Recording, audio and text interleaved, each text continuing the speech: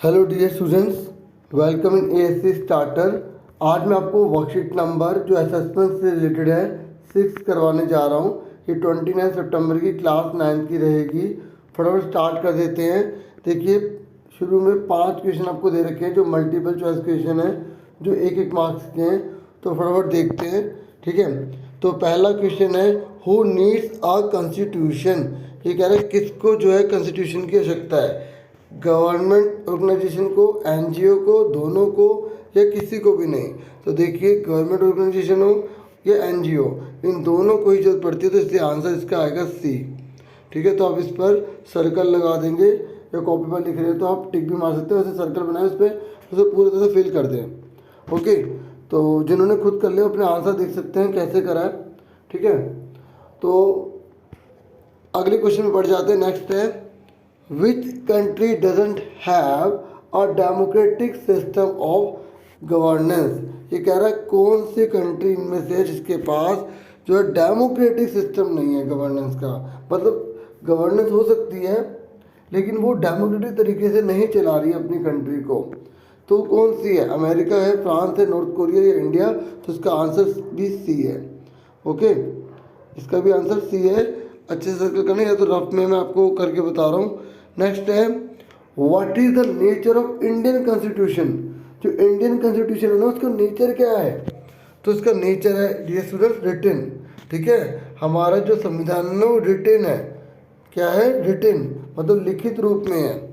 तो इसका आंसर क्या हुआ? तीसरे का बी। नेक्स्ट है बी फॉर बॉल वाला। नेक्स्ट फोर्थ है, how many members were there in Indian constituent assembly. ये कह रहा है कि शुरुआत में जो है इंडियन कॉन्स्टिट्यूएंट असेंबली में कितने मेंबर्स थे। तो आप लिखेंगे 299। कितने थे? 299। उसके बाद इसका आंसर जो है बी है, इसका भी बी है। अब आ जाइए पांचवा, when was the Indian constitution implemented. ये कह रहे जो इंडियन कॉन्स्टिट्यूशन ना वो कब इम्प्लीमेंट हुआ।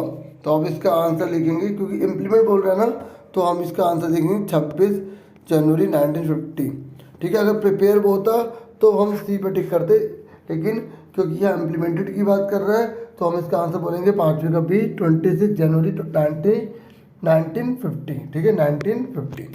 ओके, अब आ जाइए। अब देखिए, जो आगे की क्वेश्चन है यानी कि 6 से लेकर 10 तक, ये सारे के सारे 3 मार्क्स के हैं। और यहाँ बोला कि 100 से लेकर 200 तक के वर्ड आप यूज़ करेंगे। ओके, तो एक एक को अच्छे से देखेंगे। आपके लिए स्पेशली प्रिंटेड फॉर्म में किए गए हैं, काफ़ी टाइम लग गया, ठीक है, इसलिए आज मॉर्निंग में आपको प्रोवाइड की जा रही है। ओके, तो फटाफट देखिए इसका आंसर क्या है। अच्छा, पहले क्वेश्चन पढ़ देता हूँ। तो क्वेश्चन है, briefly describe the contribution of doctor Bhimrao Ambedkar in the making of Indian constitution. ये कह रहा है कि आपको संक्षिप्त में बताना है कि जो भीमराव अम्बेडकर जी हैं उन्होंने जो इंडियन कॉन्स्टिट्यूशन बनाया है, ठीक है, उसमें अपना क्या कंट्रीब्यूशन दिया है, ठीक है। तो इसका आंसर देखिए आप। देखिए आप, इसका आंसर जो है 2 पेजेस है। एक पेज ये वाला, एक पेज और दिखाता हूँ, पहले आप सुन लीजिए इसके बारे में। Bharat Ratna doctor Bhimrao Ambedkar made an incomparable contribution in making of the constitution. ये कह रहा है, यहाँ मैंने लिखा है कि जो डॉक्टर भीमराव अम्बेडकर जी हैं जिन्हें भारत रत्न मिला हुआ है, उन्होंने इनकम्पेरेबल, मतलब आप उसकी तुलना ही नहीं कर सकते किससे। इन्होंने इतना कंट्रीब्यूशन किया इंडिया के कॉन्स्टिट्यूशन को बनाने में। Before making the constitution of India, पता है कॉन्स्टिट्यूशन को बनाने के लिए, ठीक है, बनाने से पहले इन्होंने क्या करा पता है? He studied the constitution of about 60 countries. इन्होंने लगभग 60 कंट्रीज के कॉन्स्टिट्यूशन को पढ़ा ताकि इंडिया का कॉन्स्टिट्यूशन बन सके। है ना बहुत बड़ा कंट्रीब्यूशन, है ना। Many provision were made to ensure the right of all the citizens. इन्होंने बहुत सारे प्रोविज़न करे कि ताकि सभी जो सिटीजन्स है ना उनके अधिकार जो है वो बने रहे। जैसे एक मैंने एग्जांपल भी लिखा है, आगे देखिए, like reservation has also been arrange for the all round development of SC and ST etcetera. इन्होंने कहा है कि जो रिजर्वेशन है ना वो भी अरेंज किया गया था, ठीक है, ऑलराउंड डेवलपमेंट के लिए SC और ST और एक्सेट्रा के लिए, ठीक है। तो आगे देखिए, doctor Baba Saheb Ambedkar was the chairman of the drafting committee of constituent assembly of India. जो डॉक्टर भीमराव अम्बेडकर थे ना, वो चेयरमैन थे ड्राफ्टिंग कमेटी के, ठीक है। तो आगे मैंने बताया कि most of the work that was done in the constituent assembly, ये कह रहे हैं ज़्यादातर जो काम किए गए थे ना कॉन्स्टिट्यूंट असेंबली के अंदर, वो इन्हीं के सुपरविजन में किए गए थे, इन्हीं के निरीक्षण में किए गए थे। अब हम नेक्स्ट क्वेश्चन देखते हैं। नेक्स्ट क्वेश्चन है, which ideologies influence the constituent assembly in the making of Indian constitution. Bharat के संविधान को बनाने के लिए कौन कौन सी विचारधाराएं जो हैं जिन्होंने प्रभावित किया था, ठीक है, भारत के संविधान को बनाने के लिए। तो इसको देखते हैं आप आंसर। देखिए, भारत के संविधान को बनाने के लिए बहुत सी आइडियोलॉजीज है जिसने प्रभावित किया था, ठीक है। तो मैं आपको जो है यहाँ पर 3 मार्क्स का है तो 3 बता रहा हूँ, इसके आपको एक्सप्लेनेशन भी दूंगा, ठीक है। बाकी आप और लिखना चाहते हैं जस्टिस, इक्वलिटी, ठीक है, तो आप वो भी लिख सकते हैं, ठीक है। जैसे सॉवरेन है, डेमोक्रेटिक है, रिपब्लिक है, इसके बारे में मैं आपको यहाँ बताऊँगा, ओके। तो पहले आप ये लिखेंगे कि भाई फॉलोइंग है आइडियोलॉजीज, ठीक है, जिसने इन्फ्लुएंस किया हमारे संविधान को बनाने में, ठीक है, इंडियन की कॉन्स्टिट्यूशन को बनाने में। किसने? सॉवरेन ने, डेमोक्रेटिक ने, रिपब्लिक ने, एक्सेट्रा लिखा है मैंने। और इसके बारे में एक्सप्लेनेशन देना है, क्योंकि 3 मार्क्स का है, तो अगर छोटा सा लिखता तो नंबर फिर आप कहते हैं नहीं मिलेंगे, है ना।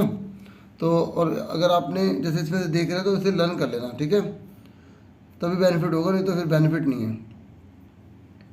तो मैंने यहाँ पे एक्सप्लेनेशन दिया है। पहला सॉवरेन के बारे में बताया, this means that they have power over themselves, मतलब उनके खुद के ऊपर शक्ति है, मतलब हमारा खुद पर अपना कंट्रोल है, ठीक है। There government is under their own control, मतलब गवर्नमेंट का खुद पर कंट्रोल है, कोई दूसरा देश हम पे जो है अपना हक नहीं जमा रहा, ये मतलब होता है सॉवरेन का।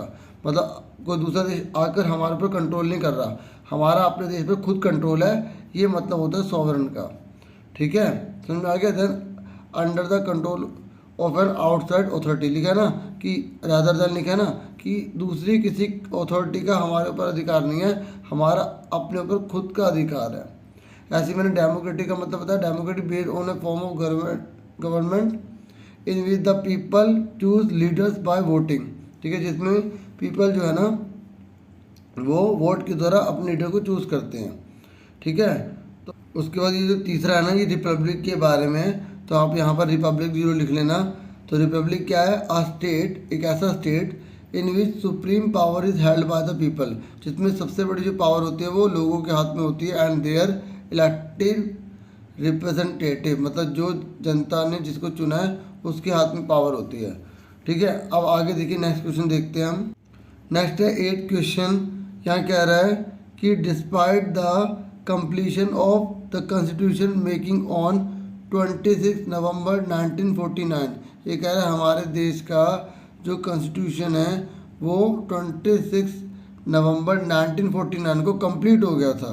फिर कह रहा है why the Indian constitution was implemented on 26 जनवरी 1950, ये कह रहा है कि फिर हमारे देश में जो इंडियन कॉन्स्टिट्यूशन है उसको 26 1950 में क्यों इम्प्लीमेंट किया जाता है, तो इसके बारे में ब्रीफ में आप बताइए। अब आप इसका आंसर देखिए, फिर मैं आपको समझाता भी हूँ साथ के साथ। देखिए, आप आंसर लिखेंगे, the constitution of India was adopted by the Indian constitution assembly on 26 November 1949, but it came into effect on 26 January 1950 because, ठीक है, ये मैंने यही लिखा है कि 49 में हमारा जो पूरा कॉन्स्टिट्यूशन है वो बनकर पूरा तैयार हो गया था, लेकिन हम 26 जनवरी 1950 को क्यों मनाते हैं?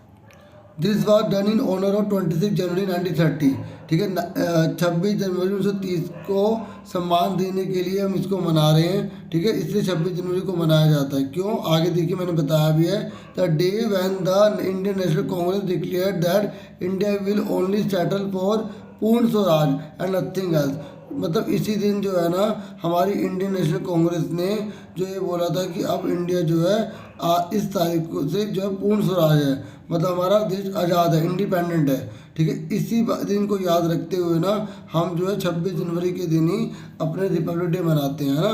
तो ये आप याद रखना। बाकी एक लाइन और भी मैंने लिखी है, आप देखें, ये भी आपको जरूर लिखना है कि Republic day signifies the right spirit of independent and individual India, ठीक है। ये जो 26 जनवरी हम मनाते हैं ना, मतलब रिपब्लिक डे जो मनाते हैं, ये बताता है कि हमारी इंडिया की जो इंडिपेंडेंट स्पिरिट है और हम इंडिविजुअल इंडिया के नागरिक हैं, स्वतंत्र हैं।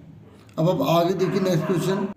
9th क्वेश्चन है what do you mean by we the people of India. ये कह रहा है जो we the people of India ना, इसका क्या मीनिंग है।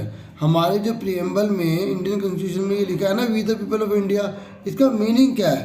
अब आप इसका आंसर देखिए, आंसर देखिए मैंने क्या लिखा है, इसका क्या मीनिंग है। पहले लिखा है in the preamble of Indian constitution we the people of India signifies that. ये कह रहा है हमारे जो प्रीएम्बल में, ठीक है, जो इंडियन कॉन्स्टिट्यूशन के प्रीएम्बल में जो लिखा है ना we the people of India, इसका मतलब है कि people of India are the ultimate leaders, कि इस कंट्री के जो लोग हैं वही सबसे बड़े अल्टीमेट जो है वो लीडर हैं, नेता हैं।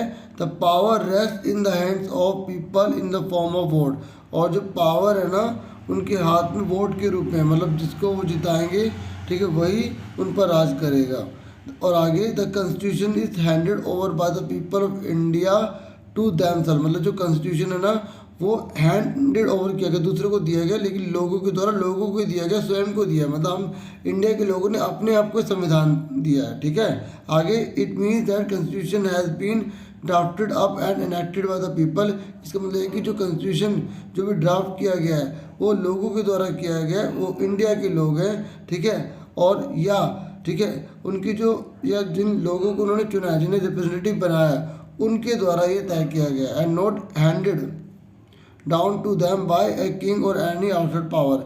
और ये जितना भी कॉन्स्टिट्यूशन है वो किसी बाहर वाले ने दिया या किसी राजा ने नहीं दिया, हमारे लोगों ने ही से बनाया और हमारे लोगों को ही दिया है। ये आपको लिखना है इसके अंदर। देखो 3 मार्क्स का है ना, तो मैंने 3 मार्क्स के हिसाब से इसे लिखा है। ओके, अब आगे देखिए नेक्स्ट क्वेश्चन है describe about the main points of the preamble of Indian constitution. ये कह रहा है जो इंडियन कॉन्स्टिट्यूशन है ना उसके जो प्रीएम्बल में जो मेन पॉइंट बताए गए ना आपको वो बताने हैं, ठीक है। अब इस आंसर को देखिए, और ये लास्ट क्वेश्चन है। मेरी आपसे एक रिक्वेस्ट है कि अगर आप चैनल पर न्यू है तो प्लीज़ चैनल को सब्सक्राइब जरूर करें, सपोर्ट जरूर करें, और अगर वीडियो अच्छी लग रही है, एफर्ट आपको लग रहे हैं कि हाँ भी आपके लिए किए जा रहे हैं, ठीक है, तो वीडियो को लाइक भी जरूर कीजिए। बाकी मैंने असेसमेंट की वर्क असेसमेंट 1, 2, 3, 4, 5 सारे बनाए हैं, और 6 के भी काम जो है कंटिन्यूसली चल रहा है, आपका सपोर्ट रहा, ठीक है। तो इस तरीके से मोटिवेशन से हम और भी बहुत सी चीज़ें लेकर आएंगे, ठीक है। तो अब फटाफट 10 का आंसर आप देख लीजिए। देखिए कौन कौन से मेन पॉइंट्स हैं, जैसे secular, democratic, Republic, justice, liberty, ठीक है, और ऐसे ही इक्वलिटी। तो आप 6 पॉइंट लिखना चाहते हैं 6 लिख दें, नहीं तो 3 भी काफ़ी होंगे, ठीक है। तो सेकुलर का मीनिंग क्या है, citizen have complete freedom to follow any religion, मतलब यहाँ के नागरिकों को पूरी आज़ादी है, वो किसी भी रिलीजन, किसी भी धर्म को मान सकते हैं, but there is no official religion, लेकिन पूरी कंट्री का कोई ऑफिशियल रीजन नहीं होगा, ठीक है, कोई ऑफिशियल रिलीजन नहीं होगा। और government treats all religious believe and practice with equal respect, और गवर्नमेंट जो भी होगी वो सभी धर्म को बराबर रूप से सम्मान देगी, ठीक है। और डेमोक्रेटिक है, मतलब सबको इक्वली लेगी। डेमोक्रेटिक का मतलब तो आपको पता ही है कि जो पीपल के द्वारा जो है चुनाव होते हैं, ठीक है, और पीपल के लोग ही उसमें खड़े होते हैं और वही जीतते हैं, है ना। A form of government where people enjoy equal political right, ठीक है, इलेक्ट देयर रूलर्स, मतलब अपने नेता को चुनते हैं, ठीक है, एंड होल्ड देम अकाउंटेबल, और उसको जिम्मेवार बनाते हैं कि भाई तेरी, ठीक है, जिम्मेवारी भी है, अगर तू गलत काम करेगा, कुछ भी करेगा तो तुझे जवाब भी देना पड़ेगा, ठीक है। अब इतना भी लिख सकते हैं। ओके, नेक्स्ट है रिपब्लिक। रिपब्लिक का मतलब क्या है, the head of the state is an elected person, मतलब यहाँ पे जो भी हेड होंगे वो चुने हुए लोग ही होंगे, ठीक है, कोई हेरिडिटी से नहीं चुनकर आएगा, जैसे राजा का बेटा राजा नहीं बनेगा हमारे देश में, ठीक है, ऐसा नहीं होगा। ऐसे जस्टिस है, ठीक है, लिबर्टी है, इक्वलिटी है, ठीक है। तो जस्टिस भी पढ़ देते, तो citizens can not be discriminated on the ground of caste, अगर किसी भी नागरिक के साथ caste, religion, gender, social inequality, मतलब सामाजिक असमानता के आधार पर किसी प्रकार कोई भेदभाव नहीं किया जाएगा। The government should work for the welfare of all, जो गवर्नमेंट है वो सभी के लिए काम करेगी, ठीक है, स्पेशली जो डिसएडवांटेज ग्रुप है, मतलब जो बहुत गरीब है, SC ST हैं, जिनके साथ अन्याय होता रहा है, उनके लिए जरूर काम करेगी स्पेशली। और लिबर्टी का मतलब होता है कि हमारे देश में सबको स्वतंत्रता मिली हुई है, ठीक है। और अनरीजनेबल रेस्ट्रिक्शन किसी पर नहीं लगाया जाएगा, ऐसा कोई बंदिश लगाई जाएगी जो अन्यायपूर्ण है, ठीक है। सभी को अपने विचार प्रकट करने का पूरा अधिकार है तो इसके तो बहुत कुछ आप खाली एक एक लाइन इसमें से लिख सकते हैं, ओके। उसके बाद क्या, इक्वलिटी। इक्वलिटी का मतलब क्या है, all are equal before the law, मतलब कानून की नज़र में सब बराबर हैं। कोई से भी 3 लिख देना जो आपको छोटे लगे, या एक एक लाइन लिख देना बहुत है, ठीक है। The traditional social inequality have to be ended. ये कह रहा है जो सामाजिक जो बहुत प्राचीन चल रही थी ना, भेदभाव वगैरह चल रहे थे सामाजिक, ठीक है, असमानता चल रही थी, वो सब खत्म की जाएंगे। और मैंने पूरा इसलिए लिखा था कि जैसे बच्चे डीपली जाना चाहते थे तो मैंने इसलिए इसको पूरा अच्छे से बता दिया है, ठीक है। सबको इक्वल अपॉर्चुनिटी मिलेगी। होप ये वीडियो आपके लिए वैल्यूबल रही होगी, और वीडियो को लाइक जरूर कर देना, चैनल को सब्सक्राइब जरूर करना, हो सके तो प्लीज़ जितना हो सके शेयर करना। Thank you for watching and listening carefully. Take care yourself dear students.